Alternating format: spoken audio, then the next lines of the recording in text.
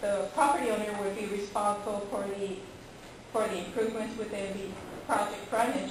In this case, the concern is that there's a school going south, and in analyzing this, engineering department provided some pictures of the project frontage. Also, this is the area that we're looking at, where the gap in sidewalk would occur. Is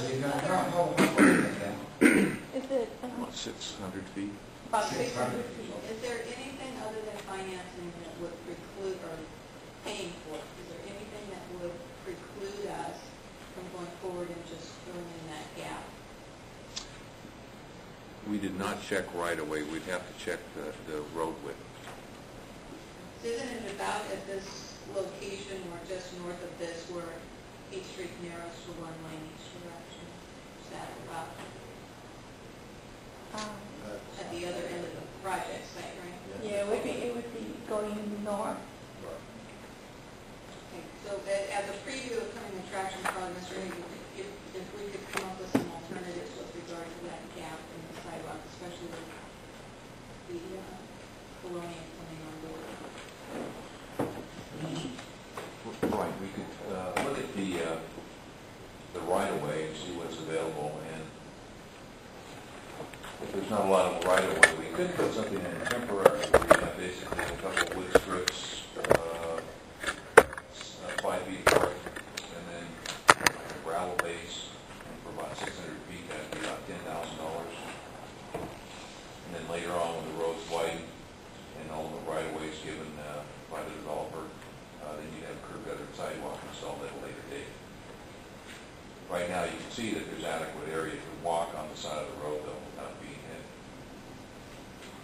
Well, except when it's muddy and dirty and grungy and you're sending your kids to school in their clean clothes and they're on a nice sidewalk until they get to that little gas section and then continue on down to the school. And there's certain, you're very aware, you brought them to our attention, several areas within the city where we have these gaps and they just look horrible. And it's I think, a real problem, and if we could figure out a way to time it so that we fill in the gap at about the same time we're working on the Colonia, as well as the point in time when the development actually gets going, that would be great. I will go back and check right-of-way. The right-of-way should, if we have the adequate right-of-way, we could engineer the sidewalk. Could that not be a part of the Colonia extension for the 600 feet? Could that be something that we could kind of ignore? I see Mrs. Day kind of shaking her head in the negative way. In fact, we had a brief meeting this afternoon, and Ms. Piedra, that's not part of the Colonia boundary. That cannot be done. That you're with the northern end of the Colonia. I beg your pardon, Mr. Duran? This takes us to the northern end of the Colonia, Yes. am I correct? Where we're stopping at now. Eldorado Avenue is actually the northern boundary where the Colonia is. I would like to hear the traffic count for this area. Okay, maybe I can call the traffic engineer. May I just ask a related question in terms of the sidewalk? All things carried, all things given the price. How much would the actual construction of curbs, sidewalk, would be for that stretch if we had the funding available?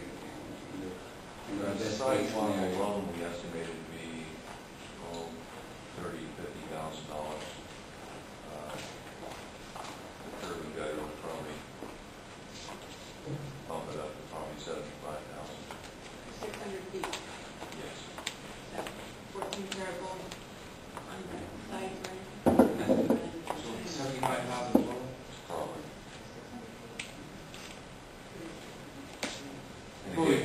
Again, we're not sure about the right-of-way issue. That property is owned by another person, That's correct. correct? Have they brought any indication of any project approval discussion at all? So we have no idea where that went or if that will be developed. Okay.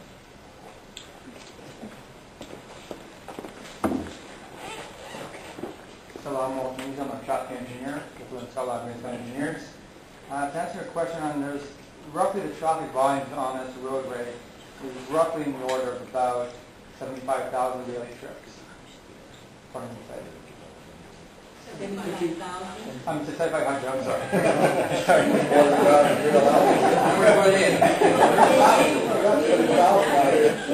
were just going to get, Sorry. the children out there were 75,000. Yes, I'm sorry, 7,500. Yes, sorry. Thank you for clarifying. Does that have a Yes, sorry. time frame?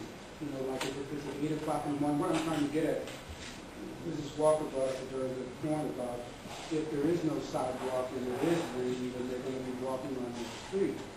So what are the times that the cars travel the most? Is it 8 o'clock in the morning, is it 2 or 3 in the afternoon, it's still the job? Yeah, well, typically, the peak periods for traffic is usually dictated by commute traffic, which is typically from 7 in the morning to 7 a.m. to 9 a.m., and 4 p.m. to 6 p.m. Those are the typical peak traffic volumes. And in our case over here, when we did our traffic counts, in fact, actually, the closest intersection that we counted with turning movements, we're looking at somewhere in the order of 200 to 300 peak hour trips in either direction, northbound, southbound. Those will be during the peak period, AM and PM.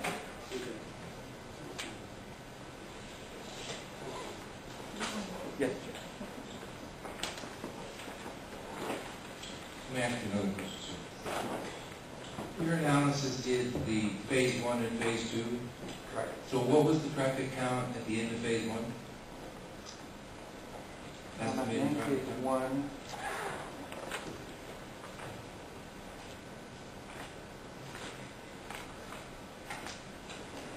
At the end of phase 1, we had a traffic count in the, for instance, again, the AM and PM are well balanced. So we're looking in the order of about 200, it's about 250 was about the peak hour volume, both northbound and southbound. And what is the current? The current, I guess we're adding very little traffic.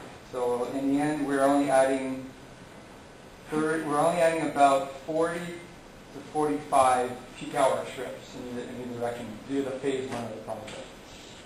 Which is 78 units? 72 units.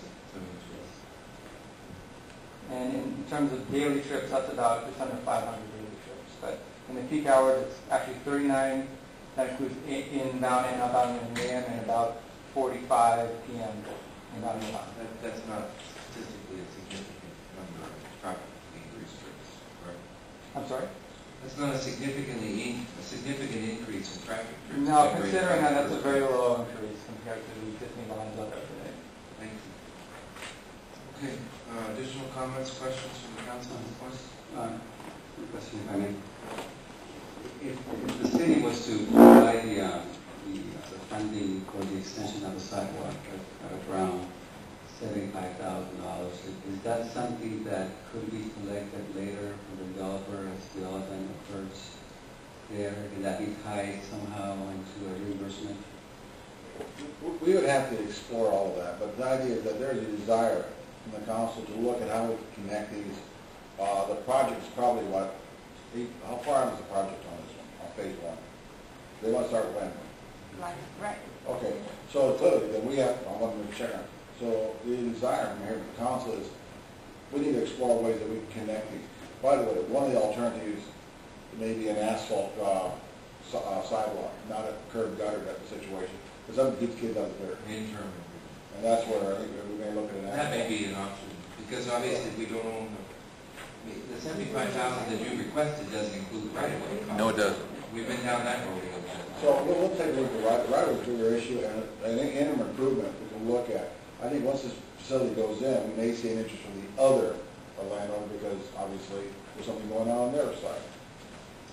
Can we talk about a little bit about the applicant's request for the phasing? My concern is, and talking in more specifics with regard to security being posted for infrastructure.